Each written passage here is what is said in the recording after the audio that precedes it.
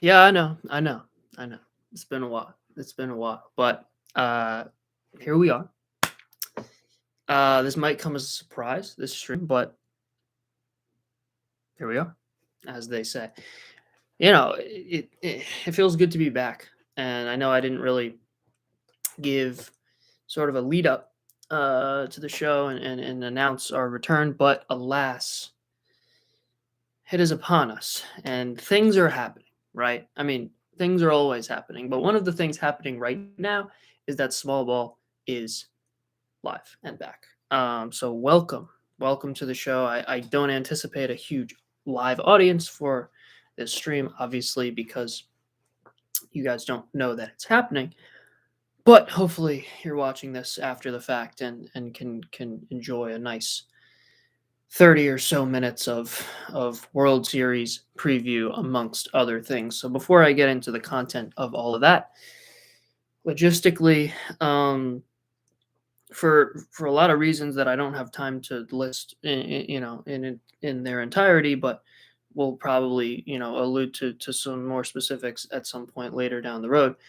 I feel like it's a good time to come back to the show. Obviously, the World Series begins this evening, and you might be wondering, well, with only like 2 weeks left in the season, why is this a good time to come back? And this is certainly not to suggest that we're going to cover the World Series and then stop. As you guys, I'm sure, are well aware, we like to do a lot of off-season related content here on the show, and there's quite a bit to discuss this winter, so we will.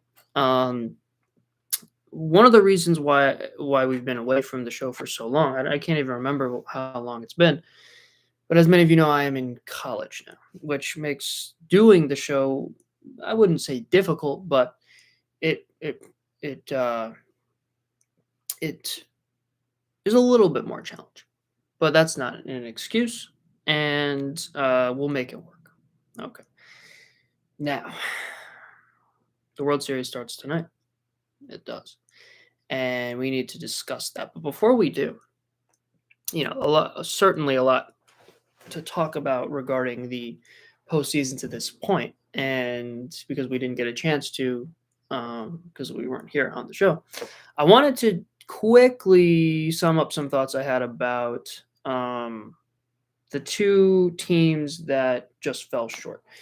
Now, I should also say I'm feeling it right now in these first couple of minutes. I'm a little rusty. I got to be honest, and I'm feeling, yeah, a little disappointed in the kind of the vibes today. So I apologize for that. Just bear with me on that. Hopefully my as we get going back into the show, I get back into the groove. Certainly I anticipate um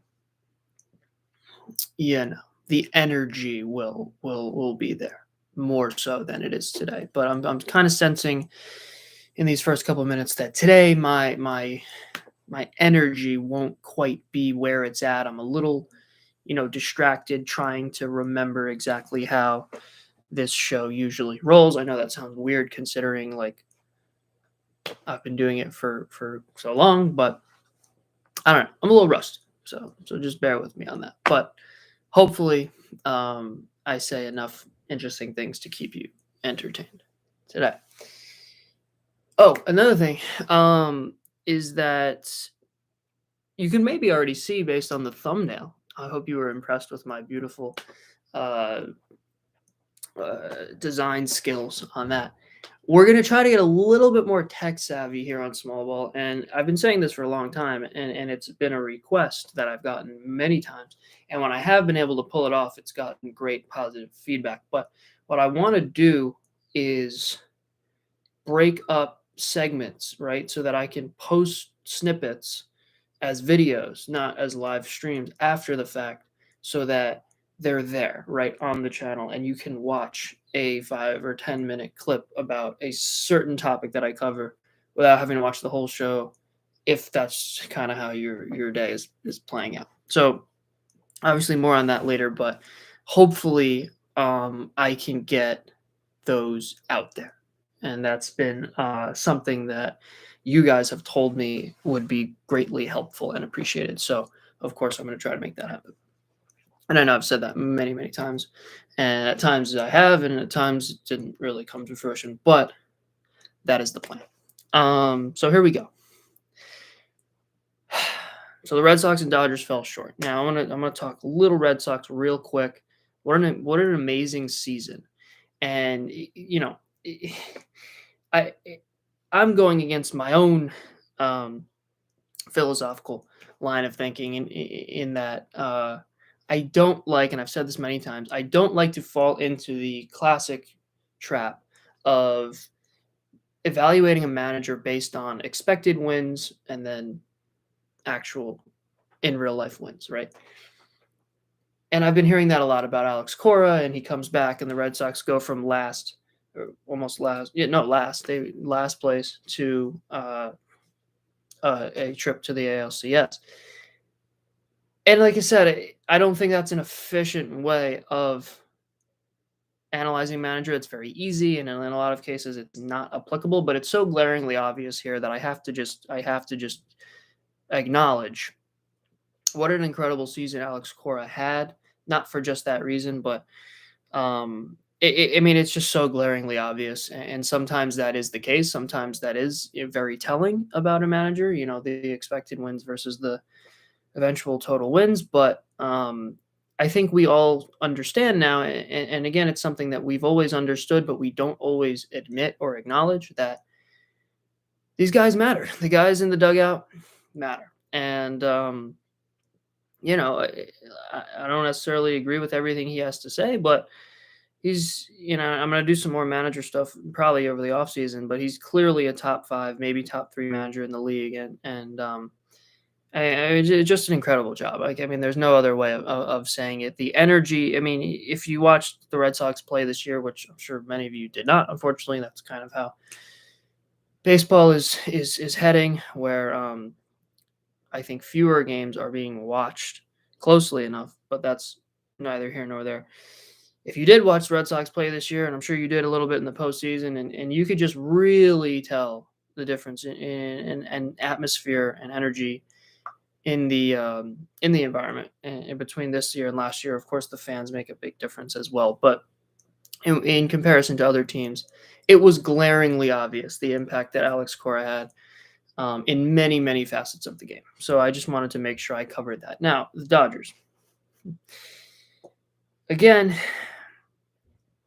the whole narrative this whole year, even before, but especially since they traded for Scherzer and Trey Turner at the deadline, was very, strong favorites to win the title. Now, again, we fall into this trap, right? I shouldn't say we, many of you fall into this trap where we look at baseball players on an individual level. And we don't do this in any other sport, right? Any other sport, when we're looking at title favorites or whatever the case may be when analyzing teams, we never, ever, ever, almost never in any other sport list all the players and then compare them individually, right? Where we say, okay, this NBA team has these 5 guys and they're better than these 5 guys. We almost never do that, right? We look at them as a whole. But in baseball, because it's such an individualized sport, and it's becoming more and more and more individualized as time goes on with the analytics and all that stuff, it's quite the opposite, right? We fall into this trap. Again, I say we, but I don't think I fall into this trap of taking each individual player, giving them a X value of value, and then comparing that to another team. And that's simply not how it works. I know not a lot of you agree with that, but I was sitting there looking at the Dodgers, and right after the trade deadline, I was like, yeah, but then as time went on, I was just like, you don't feel that sort of a presence, right? And the Dodgers have been struggling with this for years, right? Since 88. I mean, without Betts, they'd still be titleless since 1988. And this has been their mantra for the last 10 years, where they bring in a collection of talented, productive players. But in a lot of cases, they all look very similar, right? Big lefty bats, high swing and miss. Defense is sometimes there, sometimes not, right? And the pitching is continuing to follow this track of great regular season performance, high pedigree of talent, and then it kind of all falls apart in October. And Scherzer's one of those guys, right? If we're being honest, right? He has not been lights out in the postseason over the course of his career. And I'm not even suggesting the Dodgers did anything wrong. I'm not suggesting that bringing in Scherzer and Turner was a bad move at all. But I'm talking about from a fan's perspective. I just didn't see it, right? Especially once the postseason started, and they struggled to get through the Cardinals in one game. They struggled to get through the Giants, have to pull off a comeback in the series. And then, obviously fall to the Braves eventually. I mean, they don't have – it's really difficult to create the type of energy that you need to win postseason series when you don't have a way of creating runs. And obviously, you guys know I've talked about this time in and time out. But when you don't have different ways of creating runs, right? And then you run into postseason level teams and pitchers and managers, right? Managers comes back into play here. If you're a one-dimensional offense, it's very difficult to create a energy, right? That's sustainable for, I'm not really sure if this is making sense, but when you're a one-dimensional team, it's difficult to navigate such talented pitching staffs, such good managers, which of course in the postseason you're going to run into, and that's on the baseball side. But on the intangible side, if you're relying on guys like Cody, Mookie, obviously is a different story. He's quite the opposite, but he wasn't able to overcome that one-dimensional. Over the last couple of years, we've seen Bellinger and Jock Peterson and these guys these big lefties, pretty lefty dominant lineups, right? And we don't see a lot of diversity in the ways they're able to score runs. And A, that's not really productive against great pitching, but B, it's also really difficult to establish energy. And like, if you're not getting action on the base paths, if you're not putting guys in motion, right? It's just not there. Like, it just isn't, right? It takes a long time for the home runs to come, and eventually they do, but it's not sustainable. And the energy is obviously something that many of you deny to be relevant, but I think it's becoming more and more clear what kind of teams are able to go the distance in October. And it's those kind of teams, and I'll get to more on this in a second when I talk about Astros Braves.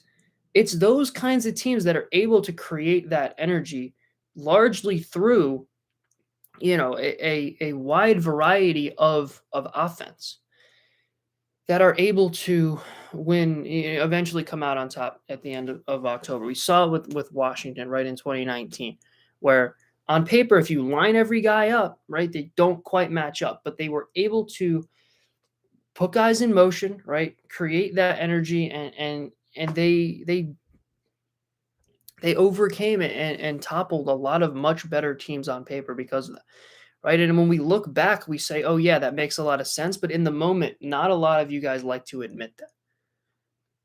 So when I was looking at the Dodgers, like in September and coming into the postseason, I just didn't see it. I didn't see a way for them to have the level of energy and the offensive diversity needed to beat a team like the Braves or in the postseason, a team like the Astros and more on those teams specifically in a moment. But I just warn a lot of you guys to not to fall into that trap of analyzing teams by giving each individual player a value and adding that up, right? It's not mathematical in any way. Now more on Bellinger for a second. You guys, look, I say a lot of very controversial things on this show. I think that's pretty well established.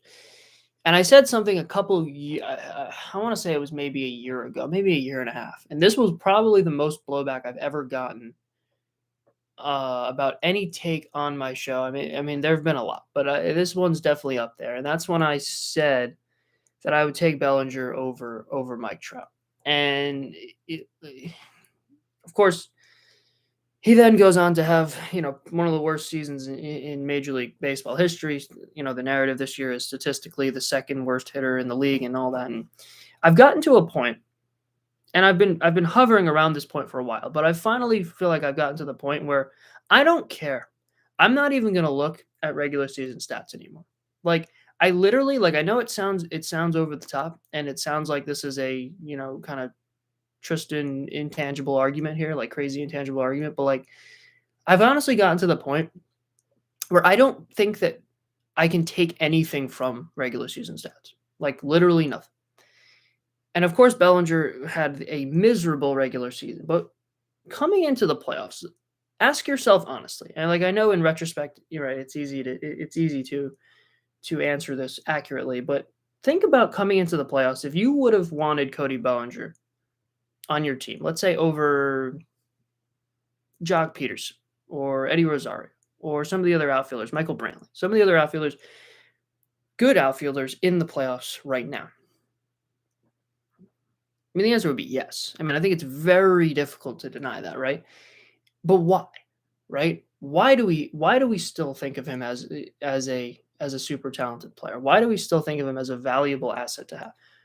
Well, it's pretty simple. Those that watch him play see what goes on, right?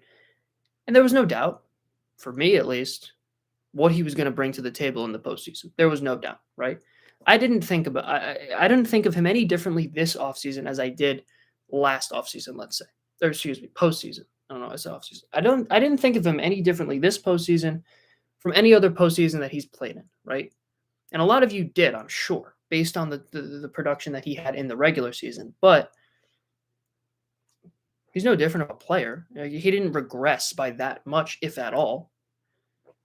So why, right? Why do we take it that far? Why do we then let that color our opinion of him? Well, it's because of analytics, right? It's because these stats and the numbers have become so fundamental to our analysis of players that it's impossible for a lot of you to overcome and ignore such a poor regular season.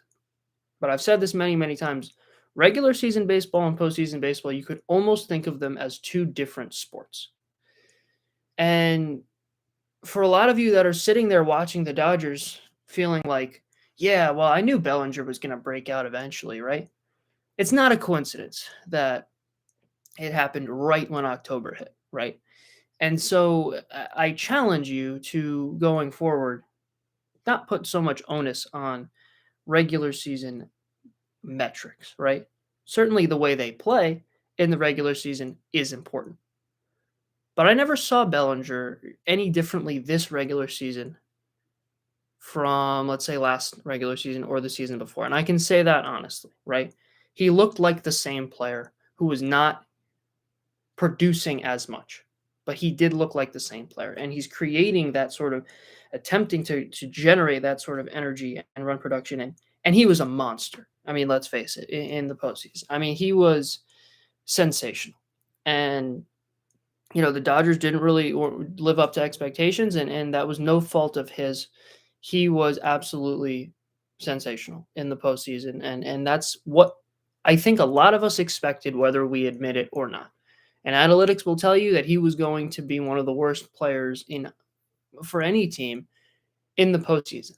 But that's what's so destructive about taking those regular season stats and trying to apply them to the postseason, because they almost never line up, right? It's extremely difficult to forecast how a player is going to do in October from their regular season stats. I mean, if you look at it specifically, like you might not believe me, but go and look at it, right? Go and look at it. And I think this is a glaring example of where we have a player who's proven himself from what he can do on and off the field to be an extremely valuable asset, coming off a terrible regular season. For those of you who let that color your opinion of him, I challenge you to figure out why. Because I know you're into the stats, and I know the numbers make it a lot easier to analyze players, but if you really want to figure out who's valuable in October, you got to watch them play during the regular season. And not a lot of you do, and that's why we run into these problems, right? Where the Dodgers look like the heavy favorites and where Bellinger looks like a bad player. And if I'm starting a team today, I'm taking Bellinger top 5 in the league for the next season. And it's pretty clear. But the analytics wouldn't tell you that. So, enough on that. Fall Classic starts tonight. Here are my thoughts. I was hesitant to give my predictions because I wasn't really sure. This was a really tough one for me. Largely because my pick goes pretty substantially against a lot of the things that I fundamentally believe about baseball. But, I'll get to that at the end. But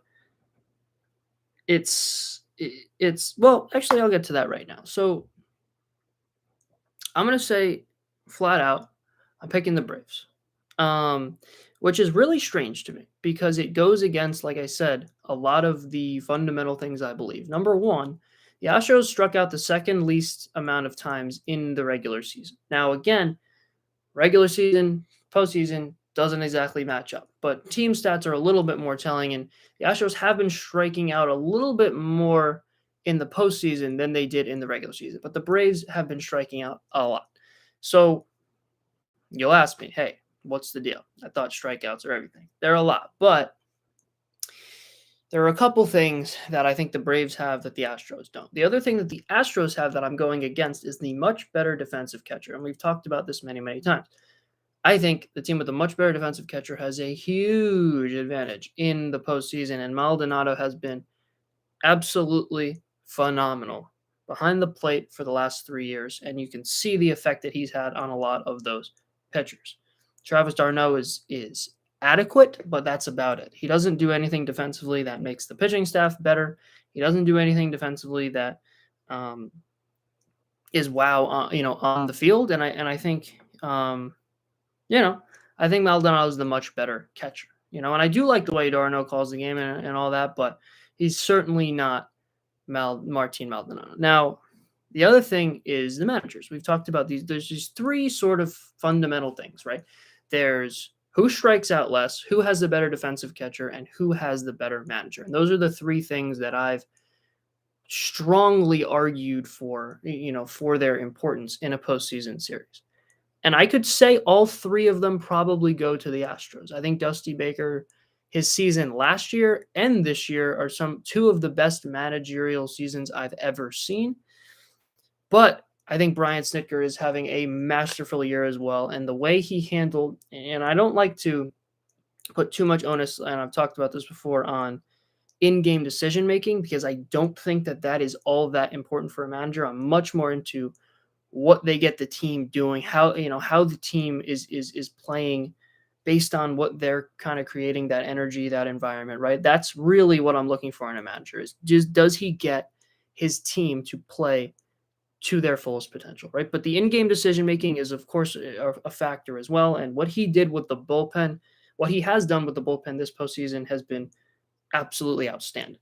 So very close on the manager side, but Dusty Baker, I mean, the last 2 years have been absolutely incredible. What he's been able to do, overcoming all the noise, right?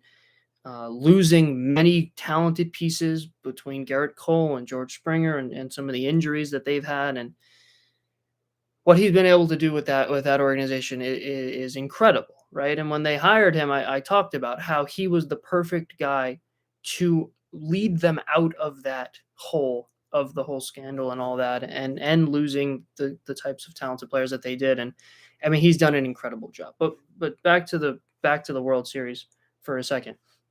I think the Astros win all of the 3 categories that I think are so important, which is defensive catcher. Maldonado is top 3. I mean, the way he manages the staff is incredible. Dusty Baker's a better manager, I think, by a hair, and they strike out a lot less than the Braves. So you'll say, why are you picking the Braves? Well, I think the Astros are going to struggle to win in Atlanta.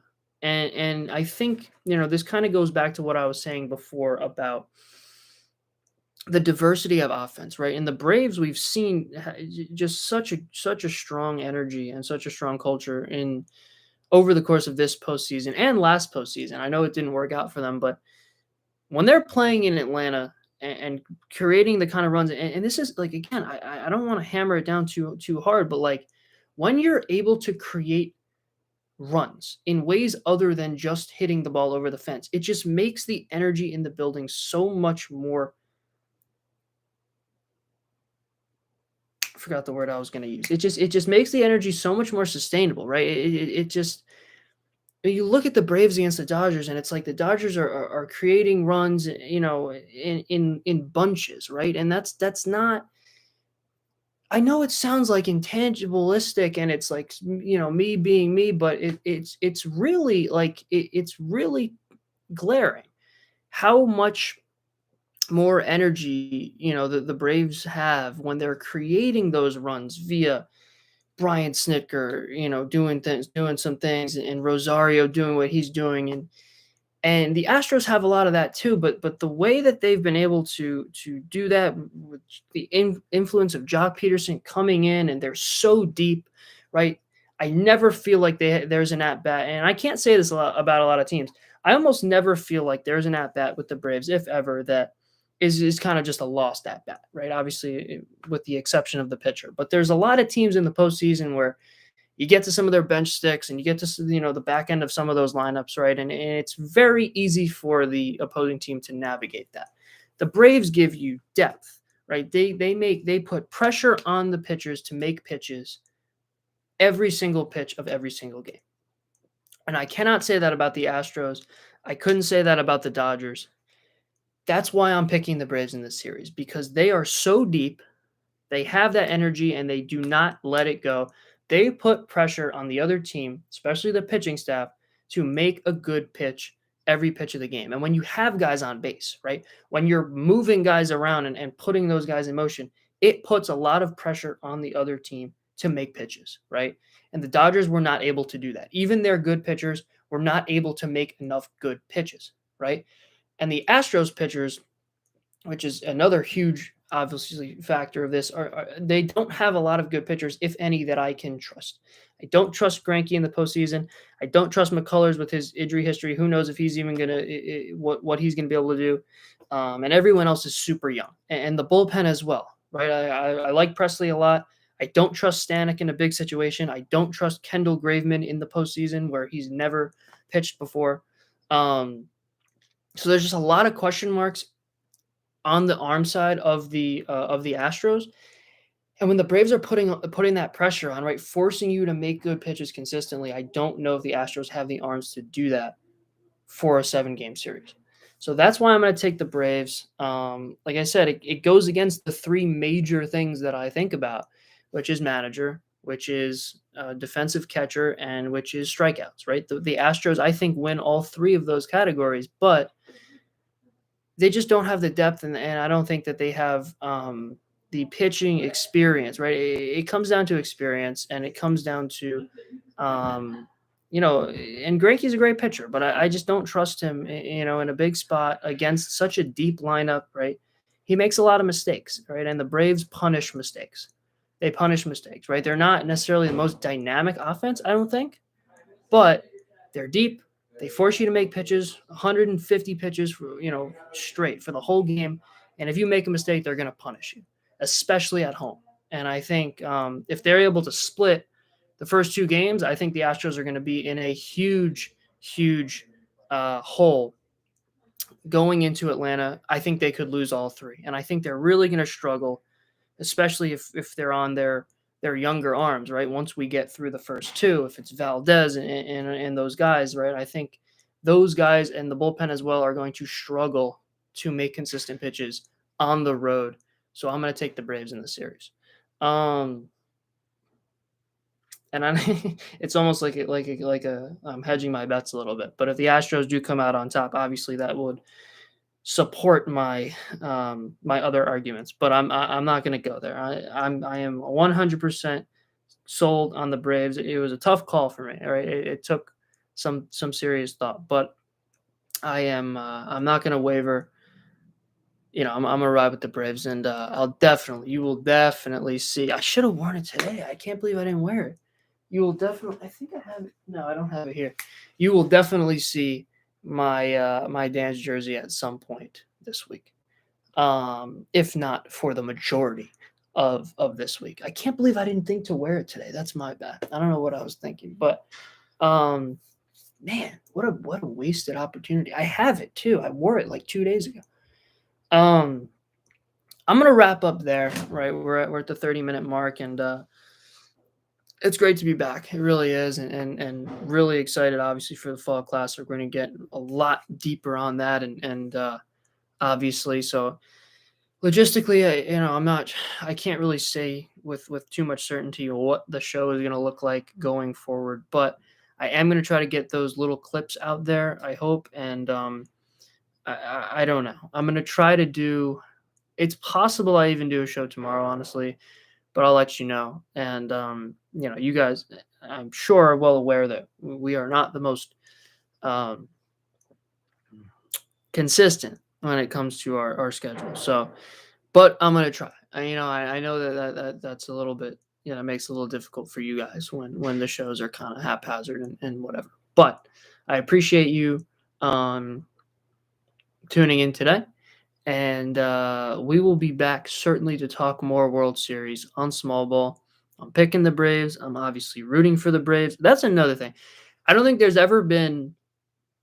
I mean, I don't know how far back this can go, but I'm not sure there's ever been, probably maybe ever, a such a consistent a rooting interest in the World Series where one team is so heavily rooted for than the other for obvious reasons here, and I think that plays a factor as well. I mean, maybe not because right, it's the World Series, right? There's going to be energy regardless, but I think that's worth noting. I wanted to talk a little bit as well. I think I'm going to save this for another day because it's yeah, it's going to take some time, but I wanted to talk some Ronald Acuna as well, and I'll preview that just a little bit, but that's it. I mean, we'll get to that another day. But thanks so much for watching. Have a healthy, happy, and safe Tuesday and Wednesday if we're not at it tomorrow. But I'm gonna try. We'll do some game one stuff tomorrow if we can, and maybe it'll be a shorter show, but we'll see. So thanks for watching. Like, subscribe, comment, all you guys know what to do. We're past that stuff. Just get the word out, and we're back. It's so good to be back, and thank you so much for watching. Have a good one. Peace.